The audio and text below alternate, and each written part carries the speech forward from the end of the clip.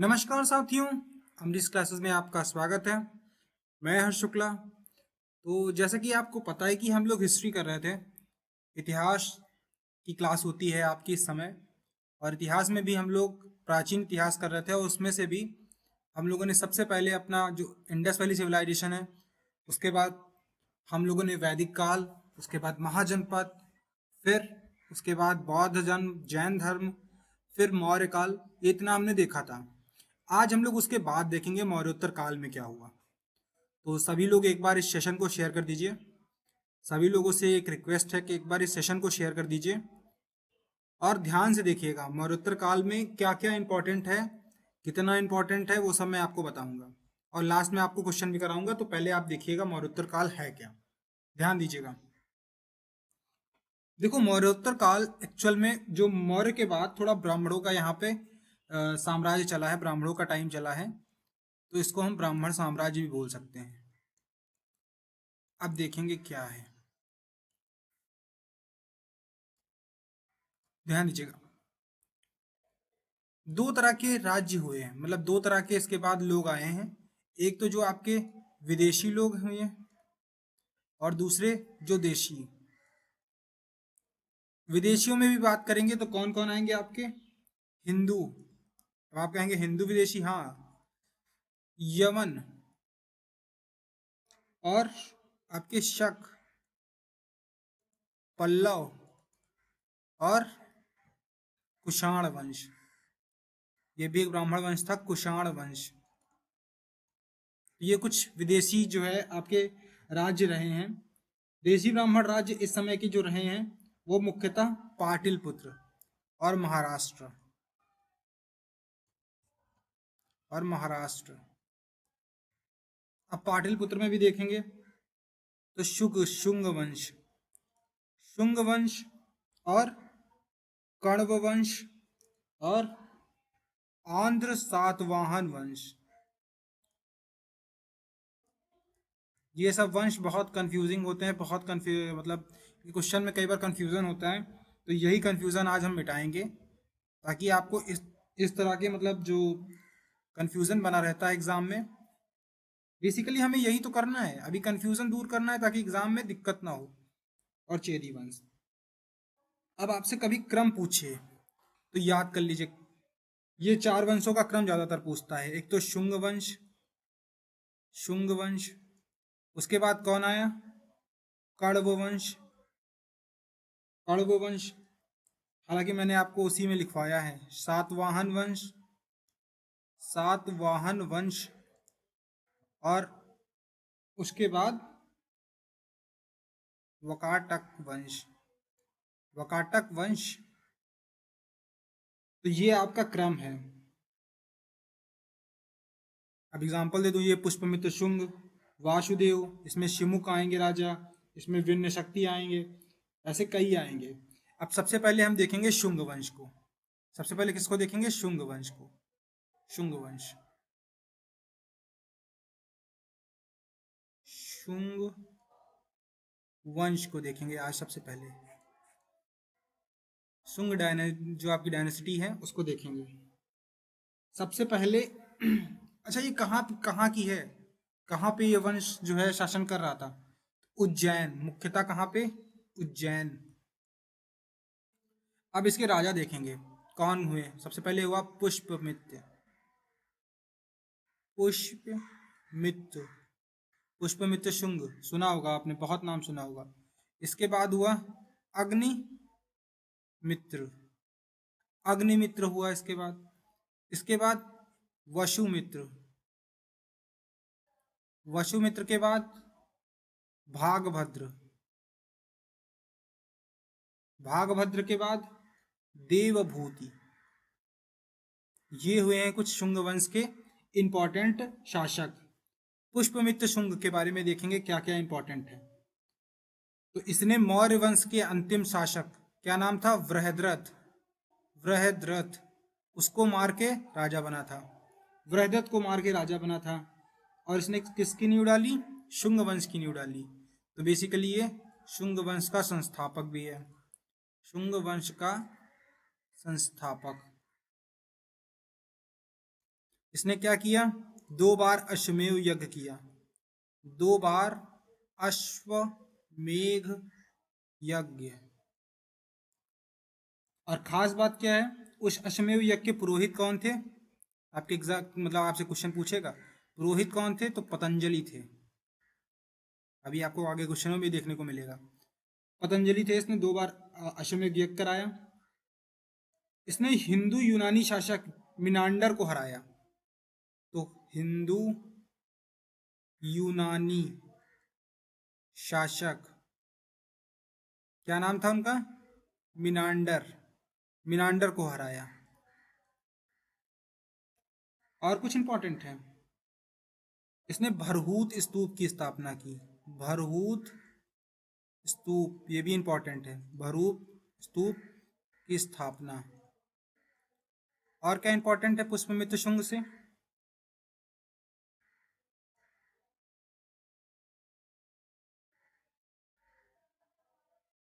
इसने सांची का स्तूप, सांची का स्तूप, सांची के स्तूप की वेदिका, वेदिका। अच्छा, इसमें कुछ आर्ट के भी बच्चे हैं तो वो बताएंगे वेदिका क्या होता है। तो मैं आपको बता ही देता हूँ। रेलिंग, जो रेलिंग होती है उसको वेदिका बोलते हैं। रेलिंग का पुनः निर्माण कराया, का पुनः निर्माण।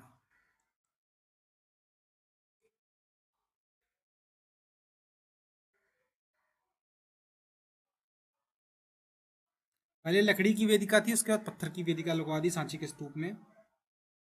अग्निमित्र हुआ है, कालिदास द्वारा लिखित नाटक माल, जो इनका कालिदास का नाटक है वो अग्निमित्र पे आधारित है।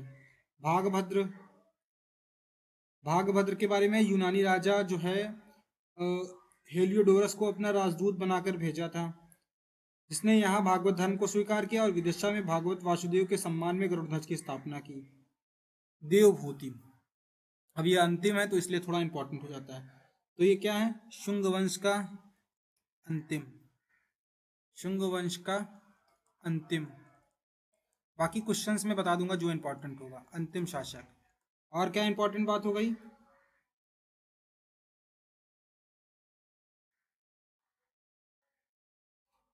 इसकी 73 बीसी में, 73 बीसी में, अभी बीसी चल रहा है, 73 बीसी में इसकी हत्या हो गई। वासुदेव ने इसकी हत्या करके कण्व वंश चलाया था। कण्व वंश आया था इसके बाद, शुंग के बाद कण्व आया था। तो इसकी हत्या किसने की? वासुदेव ने हत्या की। और किस वंश की स्थापना की? तो कण्व, कण्व वंश की स्थापना। आई होप आपको ये चीज समझ में आई होगी। आगे चलते हैं और देखते हैं। इसके बाद सातवाहन वंश है, सातवाहन वंश है, चलो मैं वो भी बता दूंगा। सातवाहन वंश के बाद हम लोग क्या कर लेंगे, बाकी कल करेंगे, क्योंकि फिर आपके लिए बर्डन हो जाएगा एक साथ काफ़ी अगर हो जाएगा तो। अब आप ध्यान दीजिएगा। अब हमारा है सातवाहन वंश। सातवाहन वंश, सातवाहन वंश क्या है? सातवाहन वंश के बारे में देखिएगा। सातवाहन वंश में जो मैंने आपको बताया था, शिमुक होंगे इसके संस्थापक। शिमुक, शिमुक के बाद कौन आएगा? Satakarni first, Satakarni first. उसके बाद एक हॉल आते हैं, हॉल नाम से। फिर आते हैं आपके गौतमी पुत्र सातकर्णी, बहुत इनका नाम रहेगा, गौतमी पुत्र सातकर्णी। क्यों इनका नाम है, क्या है, ये हम आगे देखेंगे। फिर आएगा वशिष्ठ पुत्र पुलामी, वशिष्ठ पुत्र पुलमावी। इसके बाद कौन आता है? ये सब आपसे इतना पूछता नहीं है, और आप देख लो एक बार, अगर आए तो कम से कम आपको ये चीज़ की जानकारी रहे। इसके बाद आता है यज्ञऋषि पुलुमावी, यज्ञऋषि पुलुमावी। और सबसे लास्ट में पुलुमावी चतुर्थ आते हैं। तो इतना इंपॉर्टेंट नहीं है, आपको कहाँ तक ध्यान देना है, शिमुख, शिमुख के बाद शातकर्णी, हॉल और गौतमी पुत्र शातकर्णी, बस इतना ध्यान देना है। इतनी चीज आपको ध्यान देनी है, बाकी आपको ध्यान देने की जरूरत नहीं है, नहीं ध्यान देंगे तो भी काम चल जाएगा। संस्थापक हो गए, ये संस्थापक हो गए।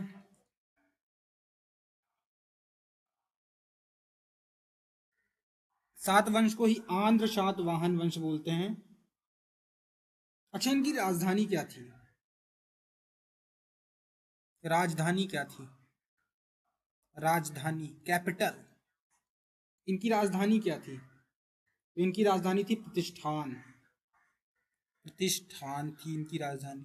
और ये कहाँ पड़ता है, ये आज की डेट में औरंगाबाद, औरंगाबाद महाराष्ट्र का जो रीजन है औरंगाबाद, वहां पे पड़ता है प्रतिष्ठान। अच्छा, इनकी भाषा क्या थी, इनकी राजकीय भाषा थी वो भाषा क्या थी, तो भाषा थी इनकी प्राकृत, प्राकृत भाषा थी। लिपि कैसी थी, लिपि वो भी देख लेते हैं एक बार, तो ब्राह्मी लिपि थी, ब्राह्मी लिपि।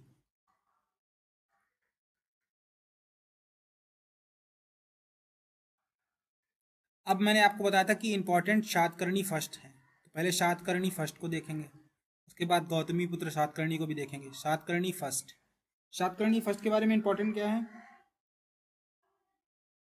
शातकर्णी प्रथम ने 2 अश्वमेव यज्ञ तथा 1 राजसूय यज्ञ कराया। तो 2 अश्वमेव, 2 अश्वमेव 1 राजसूय, ठीक है, यज्ञ कराया। और क्या कराया इन्होंने, ब्राह्मणों को भूमिदान की प्रथा आरंभ की, ब्राह्मणों को भूमिदान की प्रथा, ठीक है।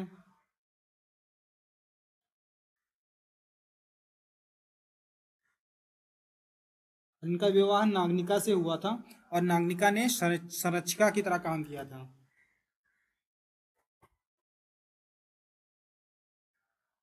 इसके बाद हाल आए,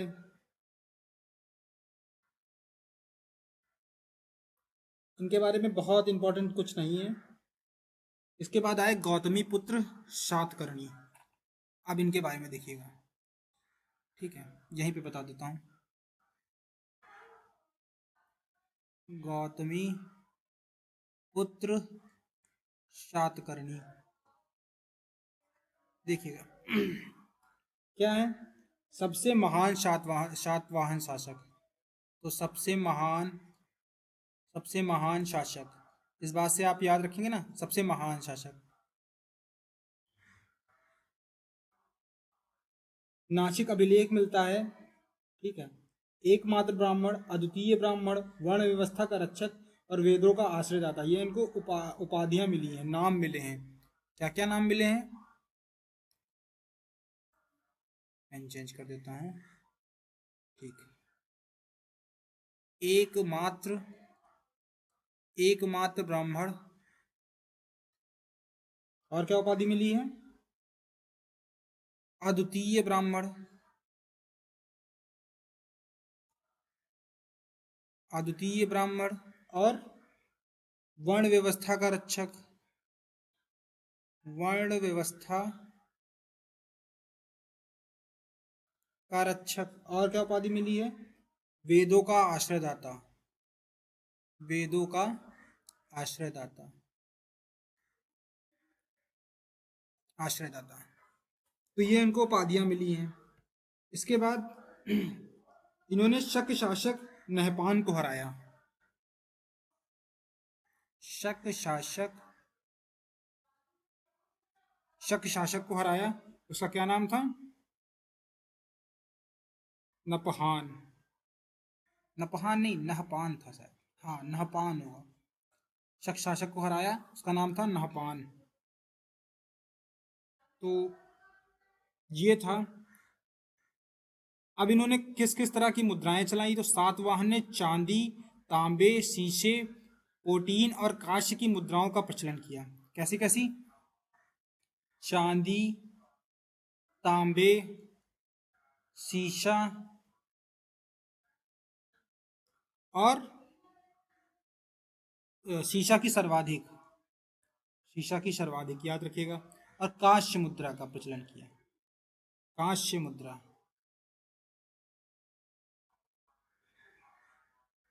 सातवाहन अपना सिक्का ढालने के लिए जिस शीशे का इस्तेमाल करते थे उसे रोम से मंगाया जाता था। शीशा कहाँ से आता था? रोम से आता था। रोम से आता था शीशा। और इन्होंने अपने जो मतलब राजाओं के नाम उनकी माताओं के नाम पे रखने की प्रथा जो है इन्होंने रखी थी। जैसे गौतमी पुत्र, ठीक है, वशिष्ठी पुत्र। अच्छा, ये वंश तो पितृसत्तात्मक था। अभी आपसे पूछे कि कभी सातवाहन वंश कैसा था? पितृसत्तात्मक था। लेकिन महिलाओं का सम्मान देखने को मिल रहा है क्योंकि माताओं पे नाम रख रहे हैं। अच्छा, पितृसत्तात्मक क्यों बोल रहे हैं? क्योंकि भाई राजा कौन बन रहा है? राजा कौन बन रहा है? राजा बेटा बन रहा है ना। राजा पुत्र बन रहा है, उत्तराधिकारी तो पुत्र ही हो रहा है। तो समाज पितृसत्तात्मक ही था।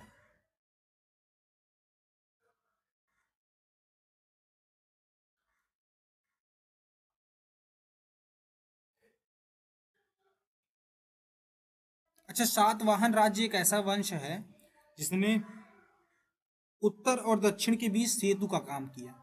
उत्तर भारत और दक्षिण भारत के बीच में कैसा काम किया? सेतु का काम किया।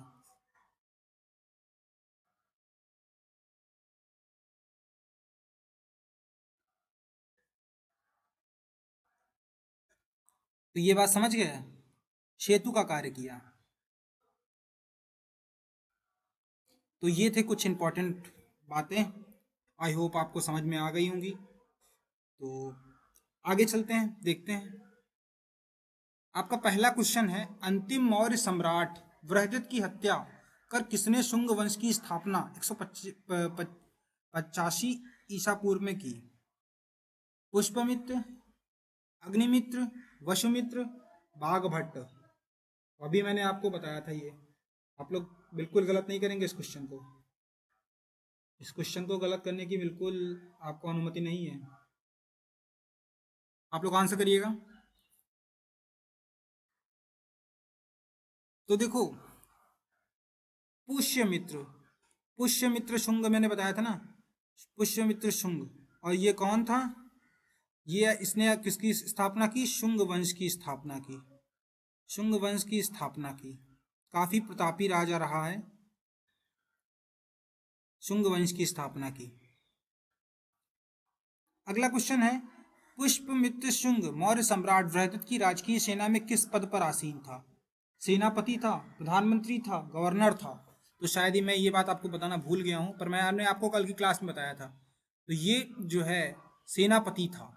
किसकी? बृहदित की जो है राजकीय सेना में सेनापति ने, चूंकि एक बृहदित कमजोर राजा था, कमजोर शासक था, तो कमजोर शासक को हटा के इसने सत्ता अपने हाथ में कर ली और नए वंश की स्थापना की, जिसे हम शुंग वंश के नाम से जानते हैं। नेक्स्ट क्वेश्चन देखेंगे, काण्व काण्व वंश का संस्थापक कौन है? काण्व काण्व वंश का संस्थापक अभी मैंने आपको बताया था, वसुदेव या वासुदेव करके लिखा रहता है, वसुदेव। ये आपके कण्व या काण्व वंश के संस्थापक हैं। उन्होंने किनकी हत्या की थी? तो आप अगर अभी देखेंगे ऊपर तो आपको दिख जाएगा।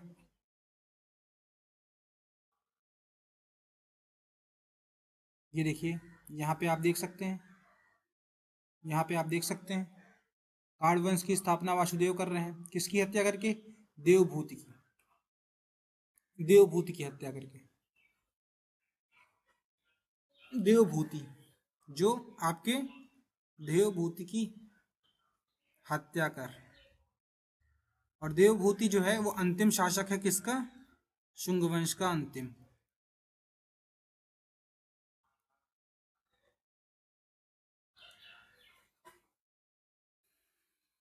सातवाहन आंध्र सातवाहन वंश का संस्थापक कौन है? शिमुख, शातकर्णी, गौतमी पुत्र शातकर्णी, वशिष्ठी पुत्र श्रीपुल्लमावी। आंध्र सातवाहन या सातवाहन वंश का संस्थापक? शिमुक होगा, शिमुक होगा आपका right answer. Simuka will be your right answer. Satavahana ने पहले स्थानीय अधिकारियों के रूप में काम किया। सातवाहन ने पहले स्थानीय अधिकारी के रूप में किस वंश में काम किया? नंदों के अधीन तो नहीं, मौर्यों के अधीन, चोलों के अधीन या चेरों के अधीन? तो ये तो बाद में आए वंश ना, मौर्यों के अधीन। मौर्य वंश के अधीन इन्होंने, सातवाहन वंश ने स्थानीय अधिकारियों के रूप में काम किया था। ये उनके साथ काम किए हैं। बाद में जब सत्ता ट्रांसफर हुई है, पहले शुंग वंश के पास आई है, उसके बाद इन लोगों के पास आई है। अगले क्वेश्चन को देखेंगे। कुषाण काल के दौरान मूर्तिकला की गांधार शैली निम्नलिखित में से किसका मिश्रण है? गांधार शैली में किसका मिश्रण है? जो भी आर्ट के बच्चे हैं वो इस क्वेश्चन को आंसर करेंगे। जो कुषाण काल के दौरान मूर्तिकला की गांधार शैली है, उसमें किसका मिश्रण है?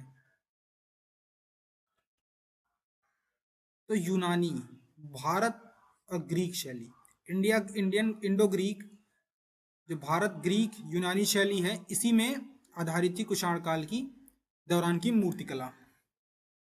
अगले क्वेश्चन को देखेंगे, माफ करिएगा। कनिष्क की राजधानी थी, कनिष्क की राजधानी थी क्या थी? पुरुषपुर, बनारस, इलाहाबाद, सारनाथ? तो कनिष्क की राजधानी मैंने शायद आपको नहीं बताई, पर पुरुषपुर थी। वहां पे आपके लिए भी बताना मेरे लिए थोड़ा मुश्किल होता है कभी कभी कि मैं क्या छोड़ूं क्या बताऊं जब मैं थ्योरी कराता हूं। और ऐसा तो है नहीं कि मैं क्वेश्चन को पहले वो करके फिर थ्योरी, मैं थ्योरी आपको कराता हूं तो मैं सोचता हूं जितना भी आपको इम्पोर्टेंट है, क्योंकि सिर्फ क्वेश्चन कराना हमारा उद्देश्य नहीं है। पुरुषपुर निम्नलिखित में से किसका दूसरा नाम है? हाँ, अब आंसर करिएगा। तो पुरुषपुर जो है, पुरुषपुर, ये आज की डेट में जो पेशावर है, यही था पुरुषपुर। पुरुषपुर।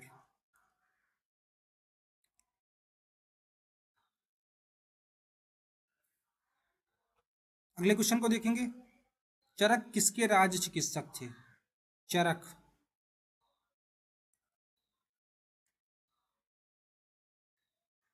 चरक आंसर करिएगा। चरक किसके राज्य चिकित्सक थे? हर्ष के, चंद्रगुप्त मौर्य के, अशोक के, कनिष्क के? चरक किसके राज्य चिकित्सक थे? राजवैद्य थे। तो चरक जो है वो आपके कनिष्क के, कनिष्क के राज चिकित्सक थे, राजवैद्य। Kanishka will be your right answer. Kanishka will be your right answer. अगले क्वेश्चन को देखेंगे। तक्षशिला के प्रसिद्ध स्थल होने का कारण?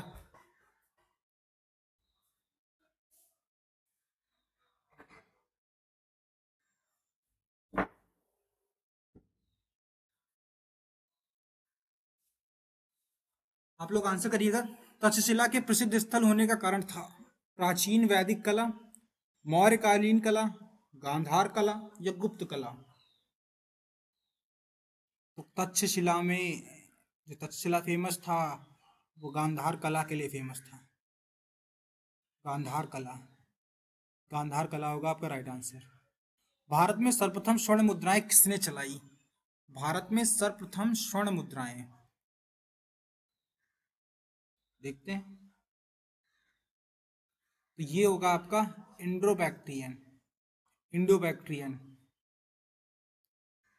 किस संग्रहालय में कुषाण कालीन मूर्तियों का संग्रह अधिक है? आंसर करिएगा। मथुरा संग्रहालय, मुंबई संग्रहालय, मद्रास, दिल्ली? तो मथुरा संग्रहालय है जहां पे आपके, जहां पे आपके कुषाण कालीन, कुषाण कालीन जो मूर्तियां हैं, कुषाण कालीन मूर्तियां, इनका संग्रह अधिक है। तो याद रखेंगे क्या? मथुरा संग्रहालय, कुषाण कालीन, मथुरा संग्रहालय। निम्नलिखित में से किसने सोने के सर्वाधिक शुद्ध सिक्के चलाए? तो जब भी आए कि सोने के सर्वाधिक शुद्ध सिक्के, तो राइट आंसर होगा आपका कुषाण। कुषाणों ने सोने के सर्वाधिक शुद्ध सिक्के चलाए। Kushan will be your right answer. क्या होगा? कुषाण होगा। अगले क्वेश्चन को देखेंगे। सातवाहन के समय में मुद्रा सर्वाधिक किस धातु में थी? तो मैंने आपको बताया था ना, चलाए तो इन्होंने प्रोटीन के भी थे, पर सबसे ज्यादा किस में थे? तो शीशे के। आपको याद होगा। और कहाँ से शीशा मंगवा रहे थे? वो भी आंसर करिएगा। मैंने आपको बताया हुआ है, आप ये नहीं कह सकते कि बताया नहीं मैंने आपको। देख सकते हैं आप लोग, ये देखिए, रोम से आपके।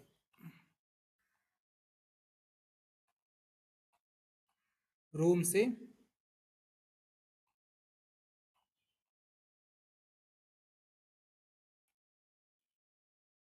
अगले क्वेश्चन को देखेंगे। निम्नलिखित में से कनिष्क के समकालीन कौन था? कनिष्क के समकालीन कौन था? हाँ, ये क्वेश्चन अच्छा है। ये क्वेश्चन अच्छा। कनिष्क के समकालीन कौन था? तो ये थे आपके नागार्जुन, अश्वघोष, वसुमित्र। ये सब कनिष्क के समकालीन थे।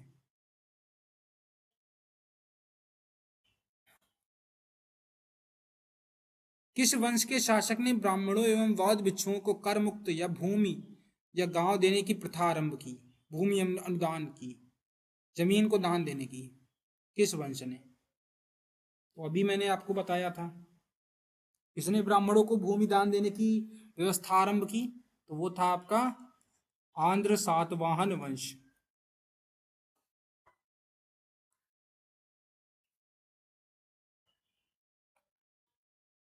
भारतीयों के महान रेशम मार्ग सिल्क रूट किसने आरंभ कराया?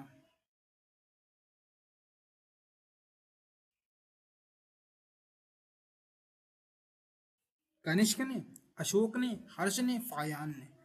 तो जो आपका सिल्क रूट है, सिल्क रूट, सिल्क रूट है, ये किसने चालू कराया? कनिष्क ने। किसने चालू कराया? कनिष्क ने।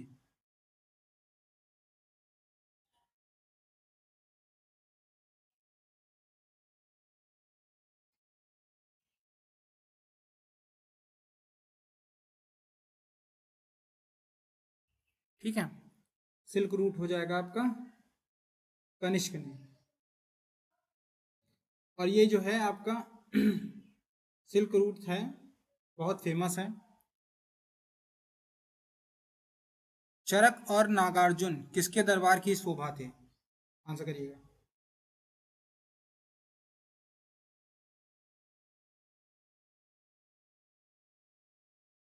चरक और नागार्जुन किसके दरबार की शोभा थे? तो चरक को मैंने अभी बताया था आपका, चरक जो थे कनिष्क के दरबार में थे, तो बस नागार्जुन भी वहीं पे थे। अगले क्वेश्चन को देखेंगे। शक संवत का प्रारंभ के सम्राट के शासनकाल में 78वीं ईसा से हुआ। शक संवत का आरंभ, तो शक संवत का आरंभ किसके शासनकाल से हुआ? अशोक के। Ashok will be your right answer. Ashok. Takshashila विश्वविद्यालय स्थित है अभी पाकिस्तान में। तक्षशिला अभी कहाँ पे है? पाकिस्तान में। प्राचीन काल में कलिंग का महान शासक कौन था? अजातशत्रु, बिंदुसार, खारवेल, मयून शर्मन। तो कलिंग का महान शासक हुआ है खारवेल। ध्यान दीजिएगा, कलिंग का पूछा है आपसे, कलिंग का।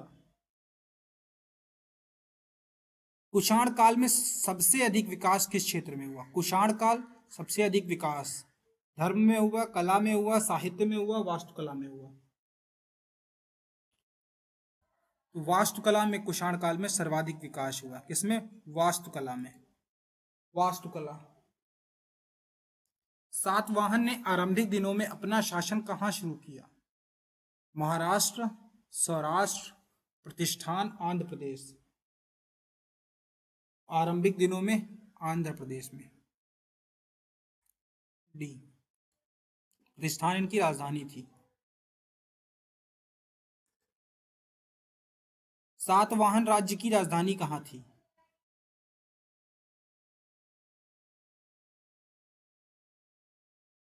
तो मैंने बताया था प्रतिष्ठान की राजधानी थी। आगे आपका, निम्नलिखित में से कौन सा अभिलेख कलिंग नरेश खारवेल के से संबंधित है? ये भी क्वेश्चन का मैंने आंसर आपको भी दिया था। जो कलिंग नरेश खारवेल हैं, इनसे संबंधित कौन सा है? तो इनसे संबंधित है आपका हाथी गुम्फा अभिलेख। हाथी गुम्फा, हाथी गुम्फा अभिलेख किससे संबंधित है आपके? कलिंग नरेश खारवेल से। तो हाथी गुम्फा हो जाएगा, ये हो जाएगा आपका राइट आंसर। अगले क्वेश्चन को देखेंगे।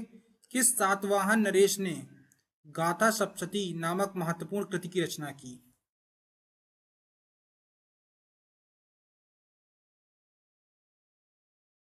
तो ये क्वेश्चन था जो हाल में आपके एक इंपॉर्टेंट पॉइंट था, और ये मैं बताना भूल गया, इसको ध्यान रखिएगा। कौन सी रचना की है? गाथा सप्तशती हॉल। सातवाहन शासकों की राजकीय भाषा थी, क्या थी? ये मैंने आपको बताया था। राजकीय भाषा क्या थी? प्राकृत थी। बी हो जाएगा आपका राइट आंसर, प्राकृत। अगला क्वेश्चन देखेंगे। विक्रम संवत कब आरंभ हुआ? तो अभी हमने देखा था 78वीं ईस्वी से।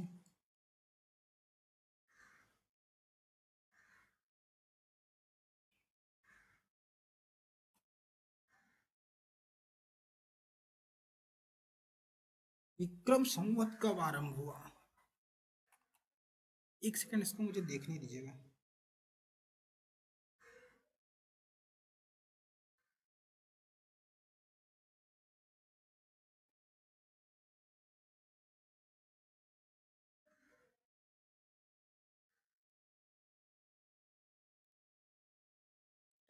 फिफ्टी सेवन बीसी में हुआ था। 57 BC प्लस 1 अगर कर देंगे 58 ईसा पूर्व होगा आपका राइट आंसर।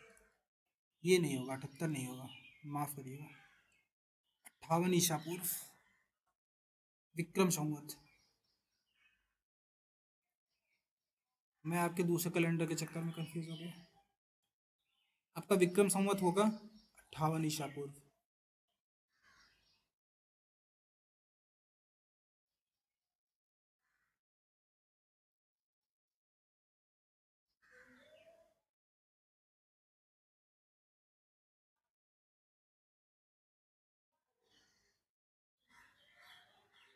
अट्ठावन या 57, इसमें कंफ्यूजन है। एक बार इसको चेक कर लेंगे, इस क्वेश्चन को एक बार चेक कर लेंगे, ठीक है? एक बार इस क्वेश्चन को चेक कर लेंगे। वैसे मेरे हिसाब से 58 ईसा पूर्व होगा, 58 ईसा पूर्व होगा।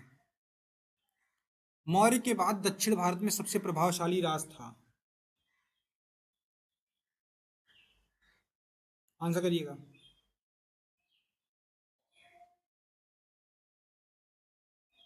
सातवाहन था, पल्लव था, चोल था, चालुक्य था?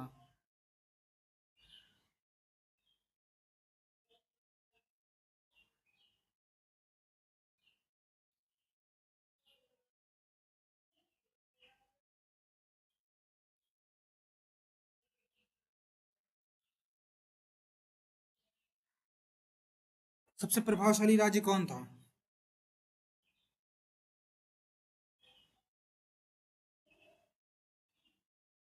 ऑब्वियस सी बात है, सातवाहन था। सातवाहन था। पल्लव चोल चालुक्य तो अभी आ भी नहीं रहे। बुद्ध की खड़ी प्रतिमा निम्नलिखित में से किस काल में बनाई गई? गुप्त काल, कुषाण काल, मौर्य काल, गुप्तोत्तर काल। बुद्ध की प्रतिमा आप लोगों ने भी जो देखी होगी, ज्यादातर खड़ी प्रतिमा देखी होगी बुद्ध की। बुद्ध की खड़ी प्रतिमा, बुद्ध या तो बैठे हुए आप प्रतिमा में देखेंगे या बुद्ध को खड़े हुए देखेंगे। तो बुद्ध की जो खड़ी प्रतिमा है वो किसके टाइम पे बनी? तो वो कुषाण काल में बनी। कुषाण काल में कब बनी? कुषाण काल होगा आपका राइट आंसर। तो ये थे कुछ आपके इंपॉर्टेंट क्वेश्चन। आप लोगों ने बहुत ध्यान से इस क्लास को देखा, इसके लिए बहुत बहुत धन्यवाद। बस एक छोटा सा अनुरोध है, इस क्लास को जितना हो सके शेयर कीजिए, और जिन लोगों ने अभी तक इसको सब्सक्राइब नहीं किया उसको एक बार सब्सक्राइब कर देंगे। Thank you so much.